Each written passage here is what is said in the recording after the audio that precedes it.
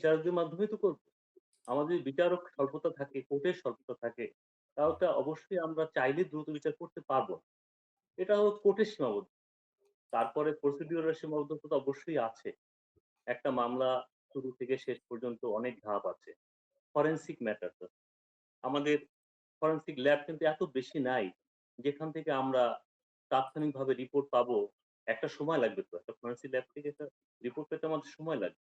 তার থেকে সবচেয়ে সমস্যা হচ্ছে যদি ফরেনসিক ল্যাবের সংখ্যাই কম থাকে। তাহলে স্বাভাবিকভাবে রিপোর্ট পেতে দেরি হবে এবং রিপোর্ট পেতে দেরি হলে আমাদের বিচারের প্রক্রিয়াটা দেরি হবে। সর্বোপরি যে জিনিসটা যেটা আছে যে আমরা বিচার করলাম, বিচার করা পরবর্তীতে মৃত্যুদণ্ড হলো।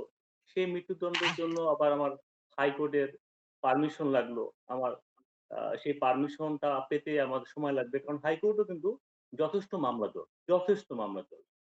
আমার এই ডেট রেফারেন্সেস পেতে আমাদের অনেক সময় লেগে যায়। তাহলে আমাদের কি করা উচিত? আমাদের তো অবশ্যই হাইকোর্টেরও এমন কিছু বেঞ্চ তৈরি করা উচিত, যেখানে দ্রুত আমাদের এই রেফারেন্স গুলো আমরা পেতে পারি। এক